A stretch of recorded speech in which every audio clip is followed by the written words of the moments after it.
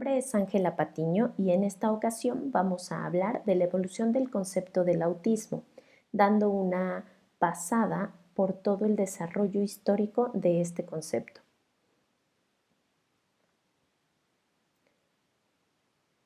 Hola, mi nombre es Ángela Patiño y en este video vamos a hablar de la evolución del concepto del autismo. Vamos a dar una revisión histórica a este concepto desde el inicio hasta el concepto actual que tenemos hoy en día. Este video forma parte del curso Conociendo el Autismo, Detección y Alternativas de Intervención que llevan a cabo en alianza Centro Hacer para Ser y juntos Centro de Desarrollo Integral y Rehabilitación. Vamos a ir definiendo el concepto del autismo ayudados de las perspectivas que tenían distintos autores como los que vemos en pantalla. Vamos a ir explicando poco a poco acerca de esto. Empecemos por decir que el concepto del autismo, así como lo conocemos hoy, y refiriéndose a la entidad clínica que conocemos hoy en día, es relativamente nuevo. Desde hace relativamente poco tiempo se habla del autismo así como lo conocemos. Tiene alrededor de unos 50 años que el concepto más cercano a lo que nosotros hablamos hoy en día fue generado. La primera vez que se habla de autismo no se hacía referencia a lo que conocemos hoy en día. En 1911, Eugene Bleuler utiliza la palabra autismo para referirse al alejamiento del mundo exterior que se observaba en algunas personas con esquizofrenia. Esto venía del griego autos, propio, y se usaba como para decir que vivían en sí mismos. Entonces, se usaba este concepto de autismo para decirse que estas personas estaban en su propio mundo, que las personas con esquizofrenia se alejaban del mundo de otras personas para estar en el mundo de ellos mismos. Esto no tiene nada que ver con el concepto actual que manejamos del autismo. Era una forma de usar esta palabra de una manera distinta. Y hay que tener mucho cuidado con confundir estos conceptos. De pronto nos podemos encontrar aún hoy en día personas que confunden el autismo con esquizofrenia o psicosis, pero hay que tener mucho cuidado, no se deben confundir, son entidades clínicas totalmente distintas.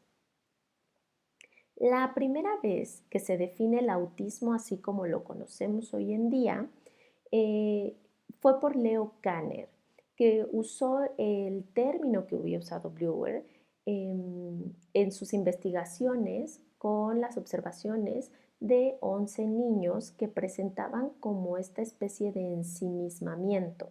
Entonces, él hace referencia a esta palabra autismo que se había usado para el ensimismamiento que presentaban las personas con esquizofrenia para describir lo que él estaba observando con estos niños.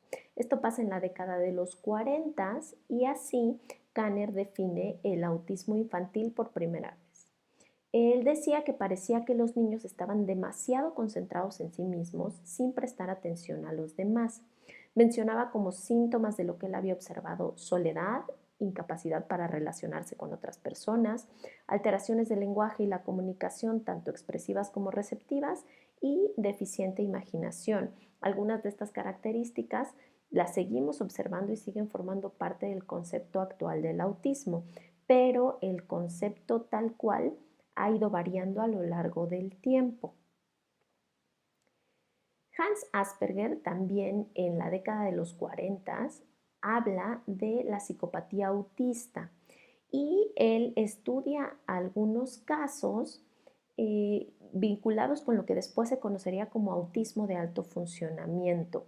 Él tiene observaciones muy similares a las de Kanner, con ligeras variaciones en sus interpretaciones, porque los casos que él estaba observando eran ligeramente distintos a los que manejaba Kanner. Asperger define lo que posteriormente sería conocido ya muchos años después como síndrome de Asperger o autismo de alto funcionamiento, y a este síndrome de Asperger se le da nombre en su honor pero en vida tiene poco reconocimiento. La verdad es que aunque lo hicieron en etapas muy similares, en épocas muy similares, Kanner tiene mucho más reconocimiento que Asperger, y Kanner conceptualiza lo que posteriormente se le conoce autismo clásico, autismo típico o autismo tipo Kanner. Al trabajo de Asperger se le hace mucha más atención en los años 80. Entre los años 40 y 60 se genera una perspectiva psicoanalítica del autismo. Empieza a haber hipótesis ambientalistas de las corrientes psicoanalíticas que sugieren que la causa del autismo son anomalías en las relaciones tempranas del niño con sus padres. El enfoque psicodinámico lo que dice es que el niño se refugia en una fase autista de su desarrollo debido a la falta de afecto de sus fríos padres, y a los padres de los niños autistas se les empieza a conocer como padres refrigeradores. Dice que debido a esta dificultad afectiva con los padres en etapas muy iniciales, se rompe la posibilidad de que el niño forme vínculos afectivos que le permitirían avanzar a fases más avanzadas del desarrollo. Es decir, el niño se queda estancado en su desarrollo afectivo, ya no puede hacer vínculos más allá debido a esta ruptura que tiene inicialmente con los padres. En algunos casos incluso se habla de que a veces los padres no son conscientes de esta ruptura, sino de que por algunas razones no desean a los niños, aunque sea de manera inconsciente. Incluso las mamás, desde el momento en el que los niños están en el vientre, tienen como este rechazo hacia el producto en su vientre, y que el niño es capaz de sentir ese rechazo y no es capaz de formar estos vínculos afectivos con su madre. Actualmente, aunque hay personas que siguen manejando esta perspectiva, sabemos que no hay evidencia de que esto sea de que esto esté ocurriendo, y se han desechado las perspectivas psicoanalíticas y psicodinámicas como explicaciones del autismo, como causales del autismo y también para la intervención del autismo. El autismo ya no se conceptualiza desde estas perspectivas psicoanalíticas. Sabemos que los padres no tienen la culpa en ningún sentido, ni consciente ni inconscientemente, de que las personas presenten autismo. Sabemos que el autismo no se causa por esta ruptura o supuesta ruptura con los vínculos afectivos del niño con sus padres. Sabemos que no existen estas mamás y papás refrigeradores que generan autismo. Entonces se ha desechado, y de hecho se desaconsejan las perspectivas psicoanalíticas para la explicación y tratamiento del autismo. La perspectiva psicoanalítica consideraba el autismo un trastorno emocional, por lo cual daba como solución la terapia emocional psicoanalítica o psicodinámica, explicando que los padres son los causantes y que, bueno, a través de esta terapia psicoanalítica o psicodinámica se iba a curar el autismo, y esta generaba culpa en los padres, ¿no? Aquí vemos también que se habla del trauma que sufrió el feto, ya que inconsciente o conscientemente su madre lo rechazaba durante la gestación o los primeros años de vida. Entonces ya hemos desechado esto, los papás no tienen la culpa, y se pasa a otros conceptos y a otros tratamientos. En los 60s y 80s se cambia la perspectiva hacia una intervención más educativa, y en los 80s se empieza a generar una visión mucho más cognitiva. En el DSM-3, el Manual Diagnóstico de la Sociedad Americana de Psiquiatría, en 1980 se incluye por primera vez el autismo infantil dentro de los trastornos que se conceptualizan en ese manual, y se conceptualiza basado en las características asociadas a la tríada de Wing que genera Lorna Wing, una psiquiatra inglesa que genera esta teoría que actualmente se conoce como la tríada de Wing en 1979. Esta tríada de Wing es la base del concepto actual que tenemos hoy del autismo. Este concepto ha venido evolucionando y no es exactamente igual, pero sí sustenta las bases del concepto actual. Habla del trastorno espectro autista como un continuo, no como una categoría específica, cerrada, sino como un trastorno que va evolucionando en un continuo. Habla de la alteración conjunta de capacidades y empieza el planteamiento de que se pueden usar términos comunes para personas distintas. En ese momento aún no se hablaba del espectro autista, pero ya se empezaban a sentar estas bases que hablaban de que no todas las personas presentan el trastorno de la misma manera. Por eso habla de usar un término común, aunque las personas presenten distintas características. Nos habla de dificultades en la reciprocidad social, de trastornos de comunicación verbal, de patrones repetitivos de actividades e intereses, incluyendo la rigidez y falta de flexibilidad, y posteriormente se agrega la ausencia de capacidad simbólica y conducta imaginativa, que se suele incluir en este último grupo de los patrones repetitivos de actividades e intereses. La triada de Wing se llama triada porque incluye estos tres factores, que son la socialización, la comunicación y la rigidez. Sabemos que esas áreas están afectadas en las personas con trastorno de espectro autista y que las principales características o manifestaciones van a ser en estas áreas. Entonces, el hecho de que haya alteraciones en estas áreas es lo que va a definir el autismo y tiene que haber alteraciones en todas ellas, no solo en una. Entonces, comunicación, socialización, la rigidez, que incluye los patrones restringidos de conducta y de intereses, así como va a incluir también la dificultad en la capacidad simbólica o de imaginación social. En el DSM-4, que sale en 1994, se habla de los trastornos generalizados del desarrollo, o en inglés PDDs, y se habla de distintos trastornos que comparten características comunes. Todas estas características comunes van asociadas a la sintomatología que nos habla la triada de Wing, pero nos habla de distintos tipos de autismo, distintos tipos de trastornos o distintos trastornos que forman parte del mismo grupo. Nos habla de 5 categorías: el síndrome o trastorno autista, que es el autismo tipo Kanner, el síndrome de Asperger, que sería en algunos casos también conocido como autismo de alto funcionamiento. Hay quien dice que son el mismo trastorno, hay quien dice que son distintos.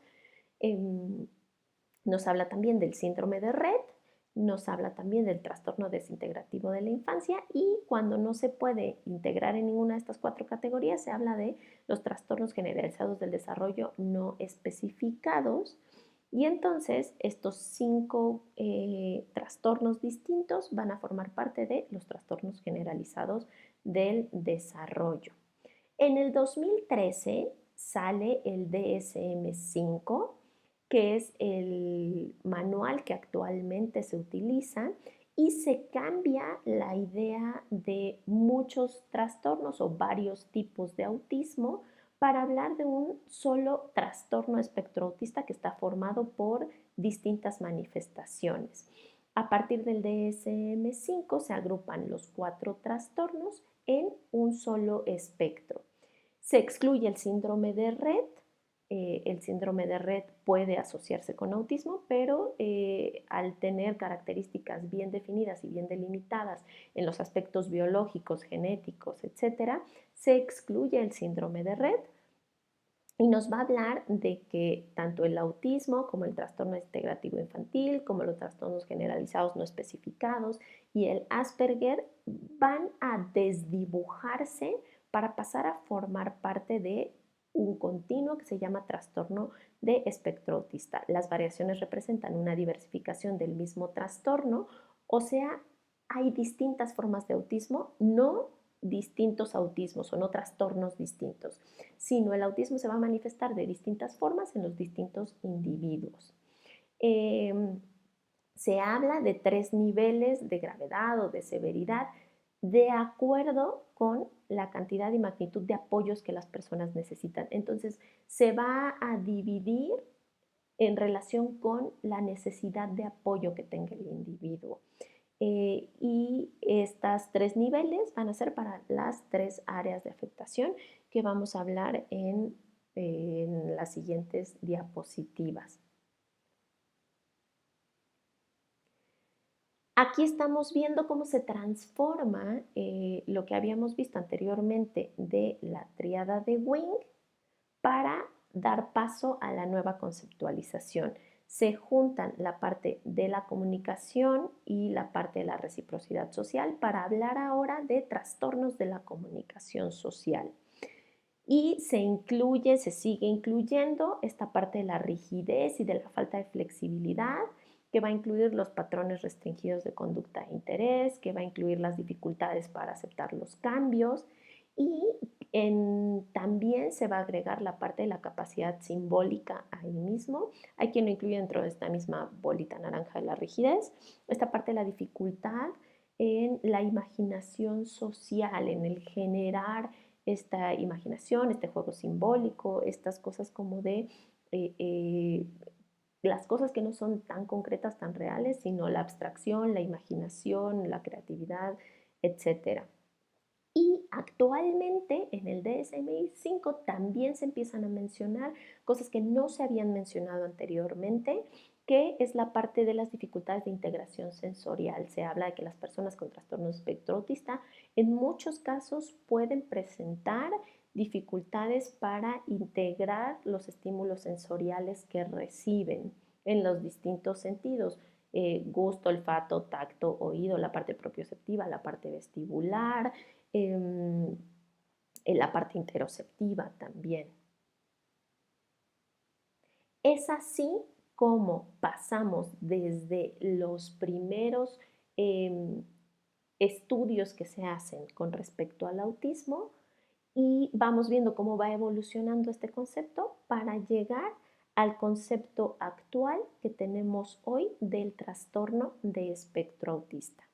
En los siguientes videos de este curso iremos hablando acerca de cada una de estas características de las cuales estuvimos comentando y también estaremos hablando ya a más profundidad de las características y los criterios diagnósticos que presentan los manuales como el DSM-5 o el CIE-10 y de cómo se va a manifestar esto en los individuos.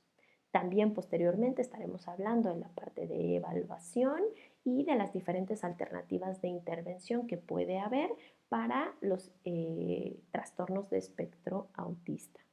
Nos vemos en un siguiente video.